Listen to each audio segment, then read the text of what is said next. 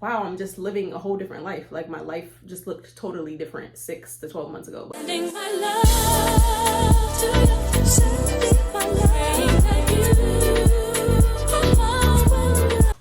Welcome back to my channel. My name is Shay. You can find me on most social media platforms at She's. Basically, this channel is all about entrepreneurship, lifestyle, and girly things. I am so sorry for the people who are here for like the tutorials and everything, and then you have to hear me go on and on about myself. I'm not splitting the channels. I'm not savvy enough to do that, and I don't have enough time. So if you're still here, I appreciate it. Make sure you follow me on the socials and subscribe to the channel to always be updated when I have a new video. So today we're here to do a little fun Q&A. Thank you for showing up. Thank you for staying. This is gonna be a nice little Q&A. I got some responses on Instagram of things to talk about. I've never really done like a formal introduction on YouTube. So because I am trying to be more consistent with YouTube this year, I figured this was a really good place to start. So we're like this close away from 2K, very close to 2K. I appreciate everyone who subscribes, everyone who shares, everyone who comments and engages. So love you, so appreciate you, and let's just keep this thing moving. So we're gonna get right into it. I have my water because I'm a heavy talker. I have my questions here on the iPad, and the very first one is from my girl Jessie, and she's real fancy, so she left me a video. So let's get into her Q&A video, and then I will try to respond to a bunch of the questions that she left. I'd like a life update, like with the business and your plans and where we're going, also where you feel you're going, like content creating wise. So the first thing that Jessie wants to get into is a life update regarding my business. If you're new here, I do have a stationery business called Paper Standards. And because I'm really not a great announcer, I guess I should also announce that I previously had a service-based business in the event industry called Aglow Event Styling, which at this time is dissolved. So let's get into how we got to this point, how I went from 2 businesses to 1, and how all of this has transpired through the last 6 months. So by the time you're watching this video, I am actually hitting a milestone of my 6-month anniversary of living in Florida. I did move to Florida on the last couple of days of July. So now that we're on the last couple of days of January, I've been here for 6 months with my family. When I lived in Connecticut, I had, of course, my business Paper Standards. I also was working as a contractor, and then I had my service-based business, Aglow Event Styling. At the top of the year, at the top of 2022, myself and my business partner, who was also one of my best friends, we decided that by the end of the year, that was our goal, to dissolve our business, because I knew that my family's goal was to move by 2023. And we had just kind of like run our course. It's a very labor intensive thing to have a service-based business and be dealing with people and their events. Events primarily occur on the weekend, obviously, so it was very schedule heavy. So it was just a decision that we made to kind of dissolve that business. But because I ended up moving in the middle of the year versus the end of the year, we dissolved it a lot faster. So for those who are wondering, Aglow is dissolved. It is no longer a business. I actually was updating my Instagram highlights and like looking at some of the, events that we've done and clients that we've worked with. And it was like, wow, I'm just living a whole different life. Like my life just looked totally different 6 to 12 months ago. But I do miss it. I don't really miss like the labor side, but I miss the creativity and being able to kind of have this vision of what you want to provide for someone's event and then bring it to life. And then of course I miss working with my friend. We had our own office, worked there independently, and if she were to come to the office, we worked together. So it was just a fun situation, very fun vibe to have your own place of business and do business with your friends. Like, who wouldn't want to do that? So that's that for Aglow. Aglow is resting in absolute peace. It was a great experience while it lasted. We started in 2018, so Aglow had a 4-year run. And yeah, I just learned so much, not only about myself as a business owner, and then about business in general. A lot of the things that I know about systems and how to just operate and organize, I taught myself through Aglow. So great times. With Paper Standards, it's product based, so of course I can move it to Florida with me, but in the process of moving, being a solopreneur, it's really hard to run a business when you're not physically present. And also I wanted to get settled in. My main focus was my family and moving and being comfortable, making sure that my child adjusted well. So I kind of took like a nosedive with that business, which is cool. It's something that I had anticipated. Like I said, I was working as a contractor, so I didn't have that pressure of like, entrepreneurship is my only income and I needed to survive. So that was nice. It definitely kind of took me off of my momentum, but instead of beating myself up about that, I really just kind of leverage that into a positive thing. It's a mental break for me. It allows me to kind of, you know, think about my ideas and where I want my business to go. Moving itself forced me to purge a lot of my personal and business items, which was amazing because I will hold on to things forever and ever. So it kind of put me in this mindset of, wow, I have way too many products in this business. And for some people that's a good thing, but for me, it's not really a good thing. I like to have quality over quantity. And I think that I got like stuck in this circle of trying to always have launches and always trying to have new things. And I just had so many different random products, and it impacts you as a business owner. So you don't even realize, for instance, having all these different products, I then have to have various shipping materials that match different products. So if somebody buys one big, huge thing and one small thing, it's such a headache to have a shipping package that matches that order.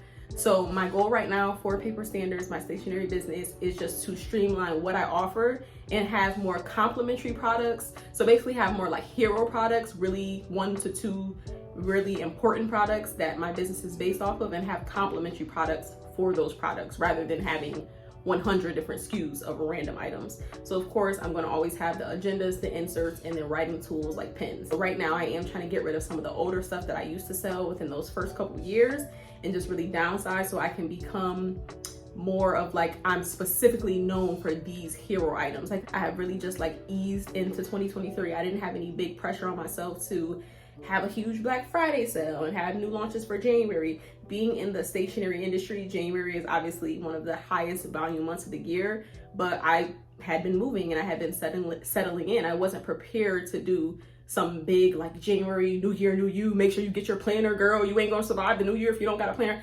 I didn't even want to do all that. That didn't even match what I was doing in my personal life. In my personal life, it was like, I'm staying afloat with lists and brain dumps. And as long as I got a piece of paper in front of me, I'll be organized. So it didn't make sense for me to try to force on my customers, you need a planner to survive, because I know as a consumer of stationery, a lot of people will buy a planner, they'll buy an agenda, they'll buy a desk calendar, they'll use it in January, just like a gym pass.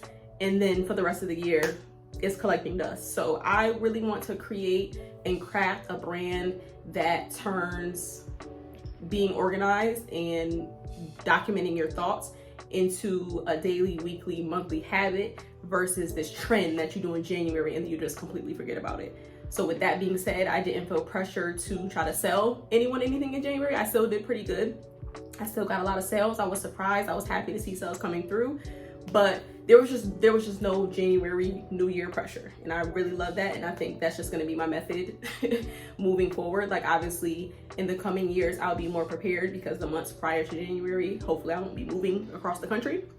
But yeah, that's the update on my businesses, where I'm at in life, the contractor role that I was in at the time of moving. That was a whole nother journey. Let me take a sip of water because that was a lot, okay?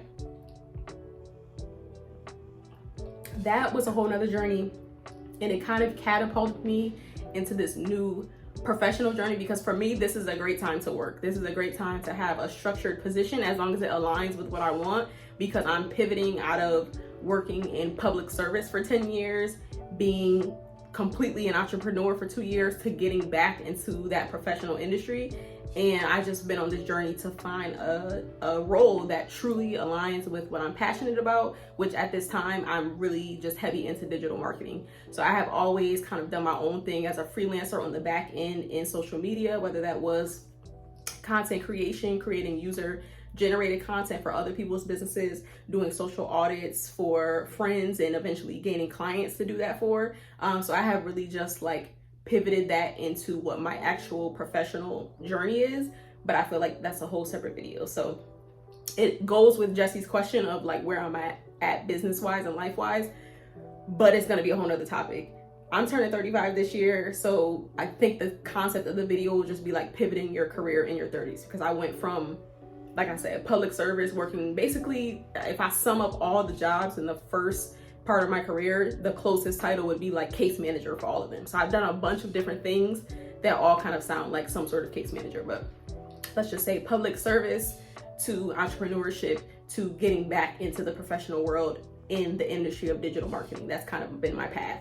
So I hope that answers that question. That was long-winded. See, this is why I'm scared to do Q&As, because I'm a talker, okay? If you get me on a topic, we're talking about it. And I don't want to go off on a tangent. So let me answer the second part of Jesse's question, which was, where do I see myself going as a content creator? So when it comes to like my personal, social, and content creation, I really do struggle because it's not my goal in life to monetize my life, if that makes sense. The things that I do in terms of content creation are solely because I enjoy it. I enjoy making short form video. I enjoy making long form video. I enjoy social media. Obviously, that's kind of what my profession is now. Well, that is what my profession is now. I enjoy being up on trends. I enjoy learning about the back end of all of these systems and these social platforms and just how they start and how they begin to flourish and how like the usership transfers from Instagram to I'm so like nerded out by all of that. And so when I'm creating content and I'm sharing things on social media, it's literally just because I'm having fun and I like to do that. I'm not looking for that to be my job. I don't like, eventually, no matter what you do, no matter how much you love it, you could love animals and be a veterinarian. Some days at work are going to be hard. So I don't want my work, I don't want my life to be my work. I don't want to be an influencer that films themselves rolling out of bed and brushing their teeth and doing the skincare routine 10 times a day and what my kids ate for lunch. And that's not my goal with it. It's very like relaxed, casual. When I feel like creating content, I do. I really am even more passionate about doing it for other people, like looking at someone else's social and kind of auditing it and saying, you know, where there's room for them to try new things and just keeping people up to date on new trends with social. I think that's just really where I fall. So it seems like I have aspirations to be like this big influencer and I just don't. It's crazy. Like, I actually really like YouTube. I was never even a big consumer of YouTube. I never even really subscribed to other people's channels. This past 2 years, I have become such a big consumer of YouTube, and I just enjoy creating for YouTube. And I like that. So I guess content creation right now, even though to be completely transparent, I am paid through it. I don't make a ton of money, but I'm like a 4-figure content creator at this point. Like I make a little lunch money, gas money, whatever money from content creation. So even though I am paid from it and I know how to take us to the next level, it's just not that's not a part of the bigger picture of what I want my life to look like. I never want to have like a due date on I have to show my personal day. I have to show what I did this week. And I have to show you what I'm wearing. I have to show you what I'm eating. If I like a restaurant and I took content and I want to share it, cool. But I don't want it to be a requirement, if that makes sense. So that's kind of where I'm at with content creation. It's a hobby. It's something I enjoy. It's something I do for fun. It's something I like to do for others. I'm just a creative person. I have lots of ideas. I love to show things that are visually appealing. That's just a part of me. I've always been, even as a kid, like I always make this joke that I've been on YouTube ever since I was 5 years old, because when I used to do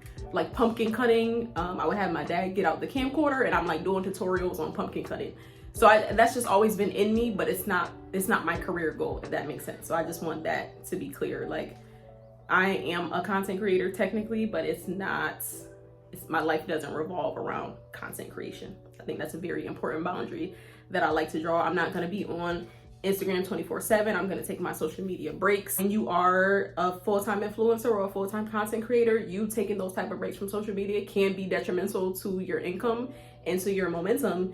And that would stress me out. Like if I need a social media, of course you can plan ahead and have batch content and you can get a team and you can get a manager. Of course you can do all of that. But I'm just saying for me personally, that's just not where I see myself right now. Can things change? Can I wake up one morning and say, I don't want to do anything else but make content and get paid for it? Of course, but today is not that day. This is all for fun and games and hanging out with y'all, okay? All right. So the last question that Jessie asked, I don't even know if it came up in the video that I just showed y'all, but she asked me like, what is going on with my hair? This is so crazy to me. So since I have moved, I actually got my hair trimmed and treated for the last time right before I moved, and I knew that my hairstylist was moving and she was actually supposed to be moving in the summer, but it got like pushed back to September, I think. But I didn't even tell her that I was moving because I hadn't even finished telling all of my family and friends. So I knew in my heart, like, oh my God, this is my last like trim. This is my last healthy hair thing. And when I came to Florida, I had a fresh silk press. Like I knew I was coming to the humidity and the heat, but I was like, no, I have to get my last appointment so my hair is healthy. But since then I've been doing my own hair. I had a really great schedule in the beginning where I was keeping up with it and I was doing it every 2 weeks. I haven't really been wearing it out natural. Today I am, because I'm just being lazy. But then I honestly fell into a state of depression with my work situation, which, like I said, I'll get into that in a whole nother video. And I really fell off, and I found myself doing a lot of just like matted up buns, and my hair was just looking a mess. So I'm trying to get back on track with that. My goal for this year was to actually lock my hair, but I don't know if I'm ready for that yet. My Explore page is like filled with locks and lock styles. I thought that I would be locking my hair by the end of 2023, but now that I'm being realistic, I don't think so. I think I still do like my hair being free and out, but it's just the length of it now and the health of it has kind of deteriorated. I absolutely need a trim, so I'm kind of like, if I'm gonna get a trim, I might as well get a haircut. I'm in the mood for like a elongated bob type situation, and I definitely want some of this older color cut out of my hair. So like I said, my hairstylist from Connecticut moved. She moved to Georgia. She does servicing in Georgia, and Georgia is like a 6-hour car ride, but it's like a 45-minute flight. So I'm honestly ready to like hop a plane and go get my hair done.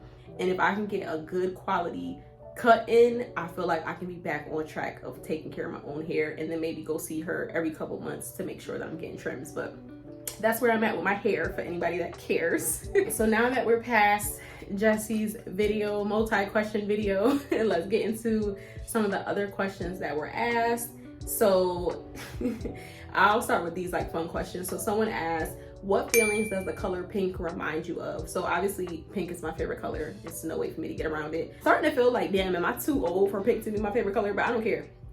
I'm gonna be 35 this year. I still love pink. Pink just really gives me like, it's just fun. There's so many different shades of it. It really just gives me positive feelings, and I feel like, why would I avoid something that gives me positive feelings? So pink gives me positive feelings. It reminds me of just like youth and innocence and fun and femininity, and it literally makes me feel good. The color is just like bright and fun. You can get it in, you can get it in adult shades. You can mauve it out or do a little salmon if you want. You can do baby pink. Growing up, my family nickname was baby girl or BG, so it's just like, I don't know, it's just a part of my like aura of who I am. Just this youthful, fun person that I swear that I am. I think I am. But yeah, even getting older, I just feel like I still feel like a teeny bopper. I'm sorry, like I'm not with the trends of Gen Z. I can't do the TikTok dances with the hip and stuff, but I feel very youthful and feminine. So that is why I love the color pink, and that's the feelings that pink reminds me of. So the next question was, what is my favorite flower that's currently in season and why? So let me be completely transparent. I love flowers. I love everything about flowers. Same thing, femininity, happy feelings, all that good stuff. I don't know a damn thing about what flowers is in season. I'm not a florist. I even tried to be a florist. I tried to be like a little hood florist, and I had made some arrangements for Mother's Day last year, which was fun. But I'm gonna leave that to the professionals. I don't really know what's in season. The only flower that I know about a season would be peonies, because those are some of my favorite flowers, and I know they're like in season during the spring. But as far as right now, January, I have no idea what's in season. I know what I can go to the store and pick up. I usually can get a good rose. My favorite flower is just whatever I see and it makes me feel good. I'm like, oh, I like that. I have had, you can't see them, but I've had some like multicolored baby's breath in my office. Literally have had these for like 2.5 months, and they're a little bit dried up, but because they're multicolored, they still kind of look pretty to me. So yeah, I just pick up whatever makes me feel good. Like I said, I'm down in Florida right now. So a couple weekends ago, I was at the farmer's market and I met a black florist. Shout out to Number One Flowers in Windermere, Florida.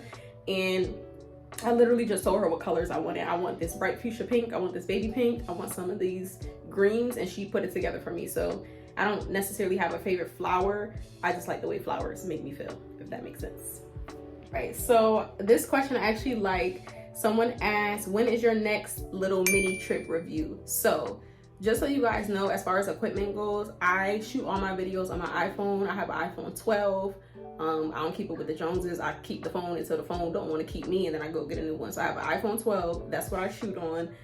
And I usually don't have a lot of space on my phone because I take a lot of pictures and videos. But when I go somewhere, I do try to get enough content to try to like throw a little mini vlog together. And I want to be better at doing that this year. I do have a little mini trip coming up that I'm super excited about. And I have literally just deleted 1,700 videos off my phone, so I can not only record this video but also record for that little mini trip. So I am down in Central Florida in the Orlando area, and one of my best friends since childhood is coming down to visit next weekend, or whatever this upcoming weekend is. So we are doing like a Galentine's weekend. We're staying in like a super cute hotel, and we're just gonna do like cute girly stuff. So we might do like candle making, going to the bookstore and coffee shops and ice cream shops, all that type of cute stuff. So I really want to show like this other side of Orlando that's not just Disney and not just like super family oriented, and things that you can actually do with your friends. So that'll be that. To answer that question, that will be the next like mini vlog video thing that I do, which I'm really excited about. So one of my planner girls rocks, actually go follow her on Instagram, planner girls with a U and a Z. I'm gonna put it right here. But she asked, what's your favorite weekly or daily planning and why? So if you're in the planner community, you know there's 10 million ways to plan. Right now, my favorite way to plan is neither, not weekly or daily. So I really just like list making right now. That's the thing that's really keeping me going. I feel less pressure. I feel like when I'm planning daily, I have to get all the stuff that I wrote down done, and it's like overwhelming. And when I'm planning weekly, I just feel like that's not enough room. Like I need more space. So I really just do a brain dump. I'll do a list of as much stuff that's on my mind as possible, and no pressure to complete anything. But if I do complete things, it gives me that serotonin to check it off or highlight it. So that's kind of what I've been doing lately. I've been doing list making and just looking at maybe the monthly calendar. That's my combo that I'm doing lately. So I would recommend going to paperstandards.com, get the monthly desk pad, and then I have a bunch of other like notepads and options for whatever style of planning works for you. Since we're talking about planning, Janae asked, what are some pros and cons of having a stationery business? And I'm sorry, I initially was gonna like block out the names, but I feel like, you know, these are some cool people that I follow on Instagram. I'm gonna put their question with the name. So the first two questions about pink and flowers was from my girl Jo. I just wanna make sure I shout her out, because initially I was gonna do it like anonymous, but I don't want it to be weird that I'm saying some people's names and not others. So rewind, look at the names, follow them.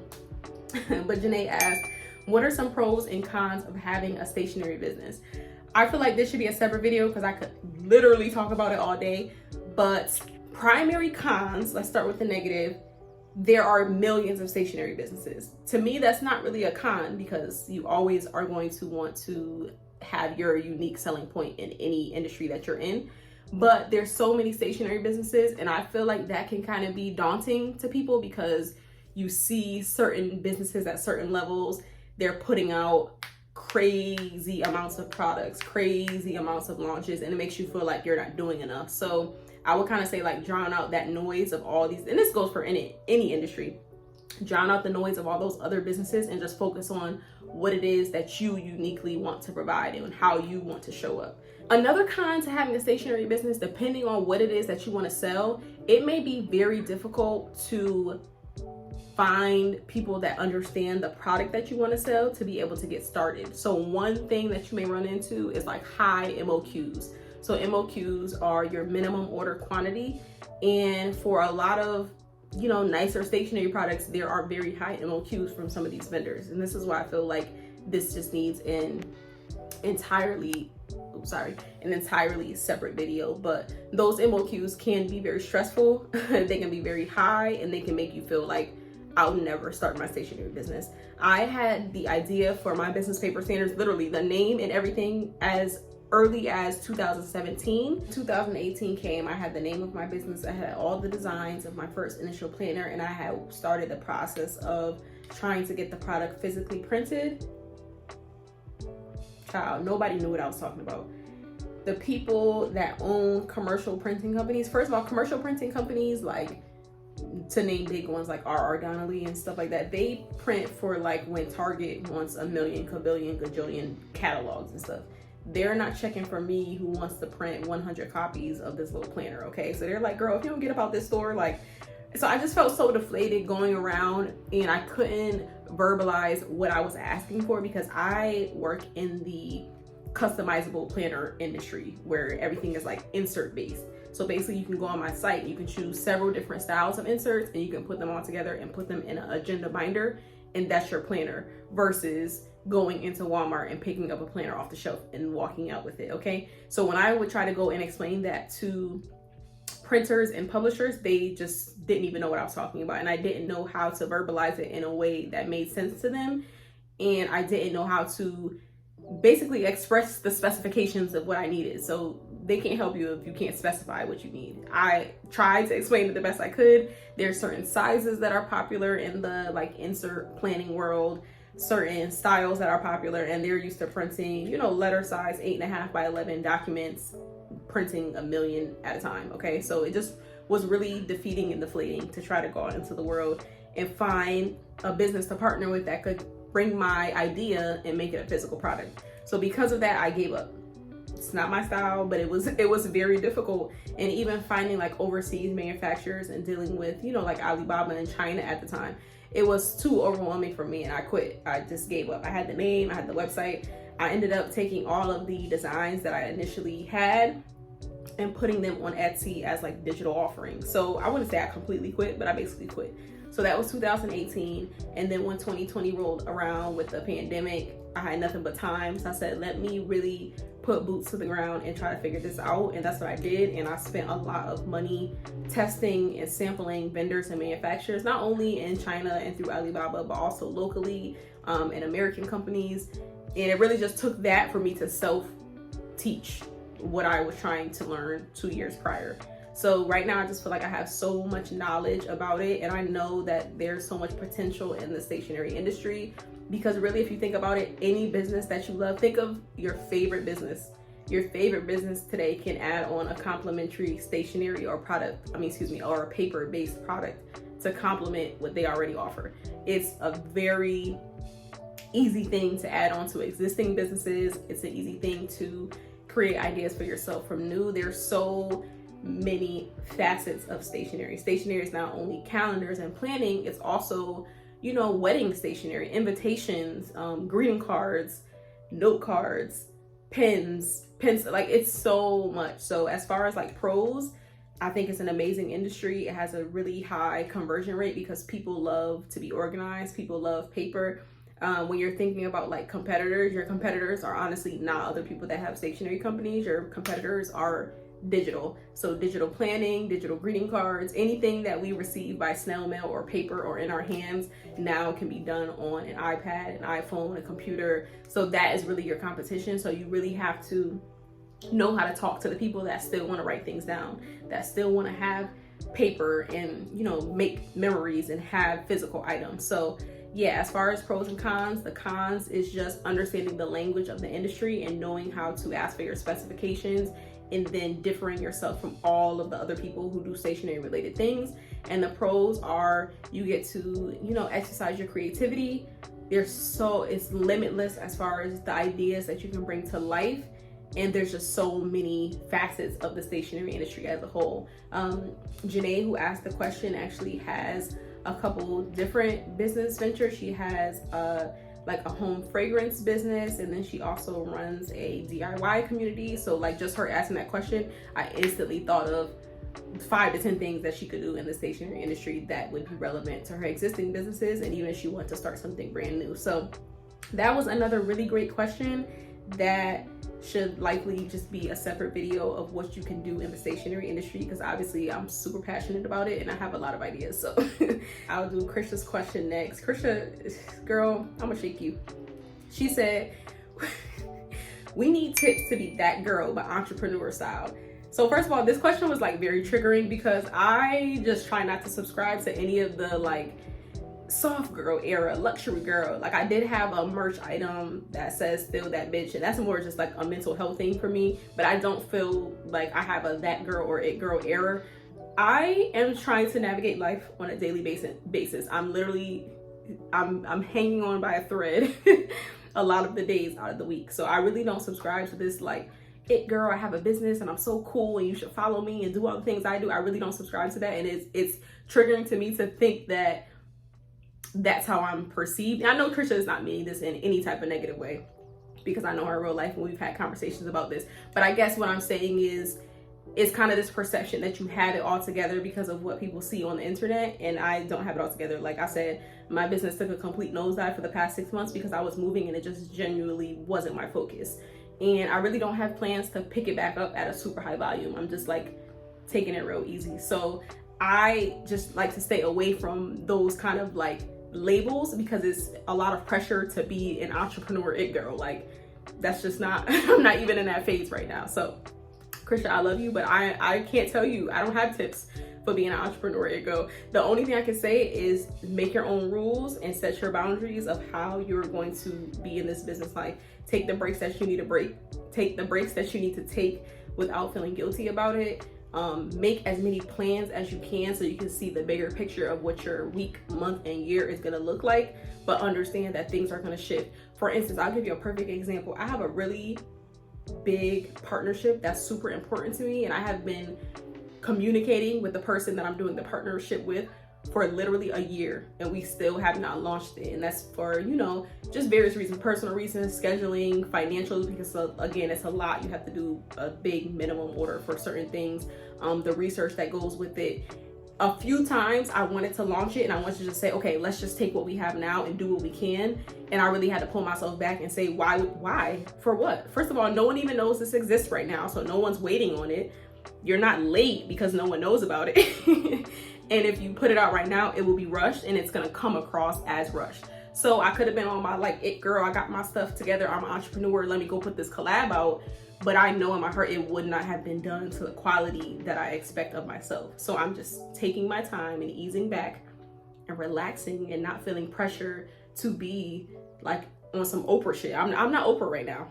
I'm not even Gail. I'm not even the assistant that gets Oprah's coffee. I'm really unraveling, you know, what I want to do with my life as a whole. Like I said, I'm on a like professional career journey. I'm getting settled in personally with my family. I'm spending a lot of time focusing on myself. So I really don't feel like I'm in this like it girl era when it comes to entrepreneurship. And I hope that that is understandable. I don't think I'll ever be that person.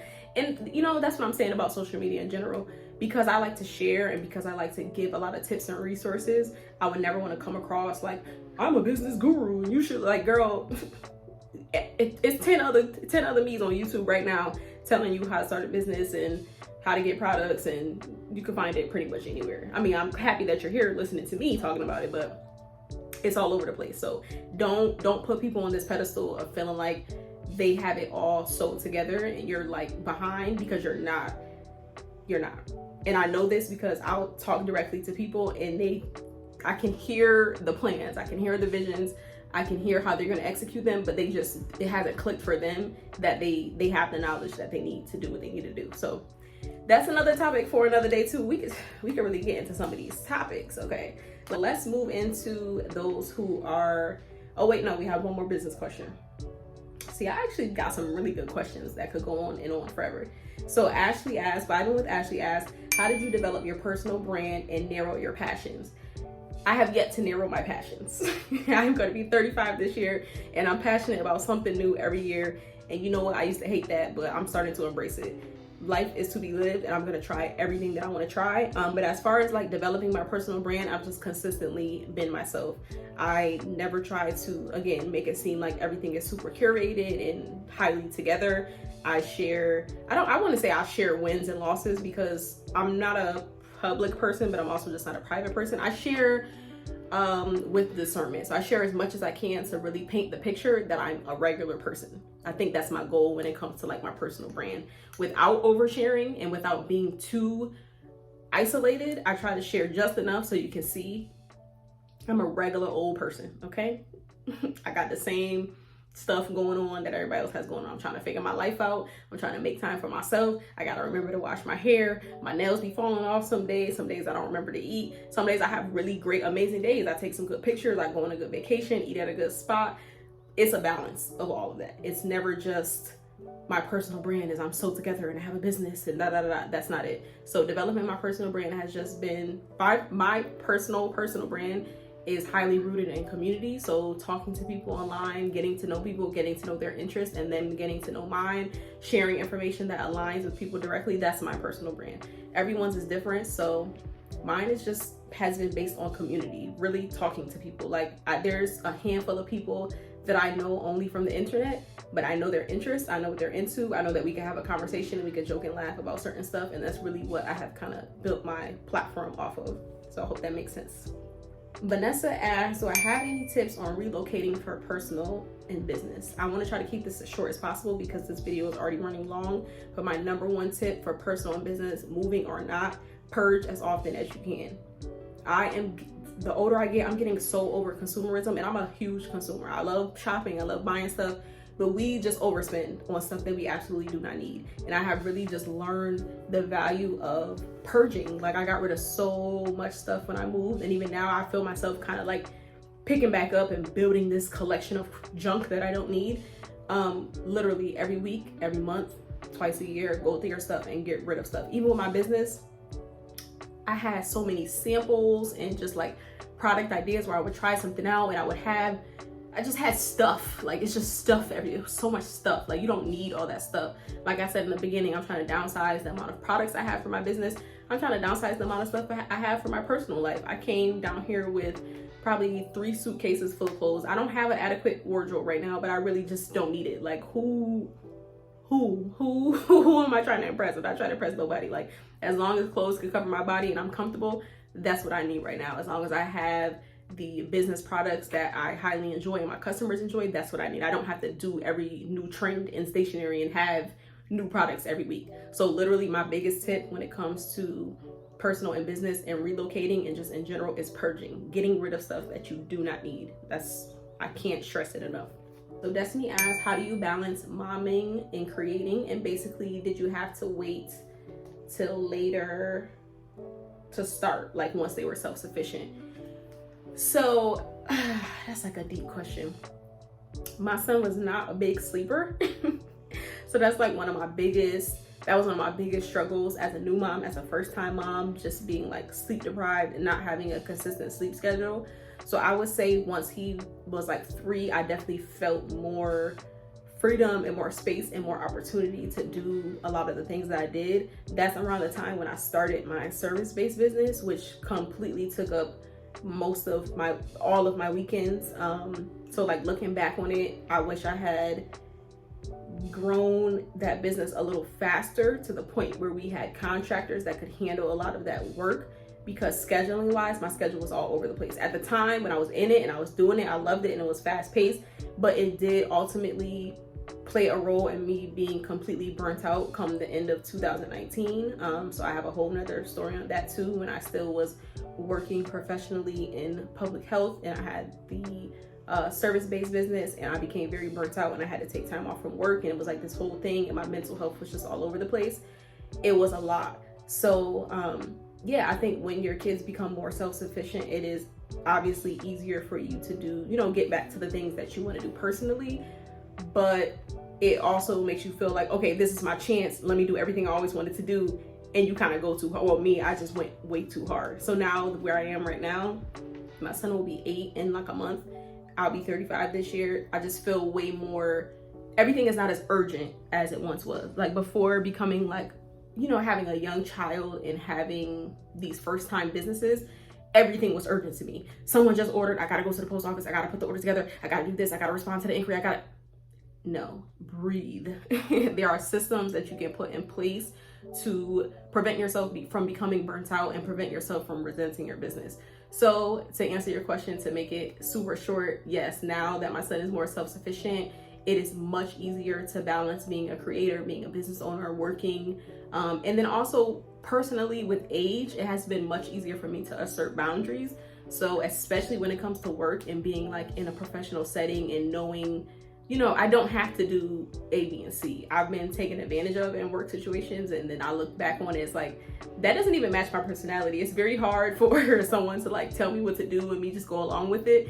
And now that I'm getting older, I realize like, hey, those same boundaries that you have with friends and family, and everybody's always talking about cutting people off. I never feel the need to cut people off, but all of that same talk, that goes for your profession as well. Whether you work in a career or whether you have a business, it's okay to have boundaries. You do not have to be answering emails all day, responding to things all day. A lot of these opportunities that people make them seem super urgent. They're not, and they end up falling through anyways. And that's not me projecting or saying that, there's not good opportunities, but it's okay to take a minute to breathe. Okay, that's my point. Have systems in place. If you have a product-based business, I go to the post office on Mondays, Wednesdays, and Fridays. I'm not saying that for myself. I'm just saying create a schedule. These are the days when I do that, so that on a Tuesday, if you're out enjoying yourself and an order comes through, you don't feel the need to run home and go to the like, that's ridiculous.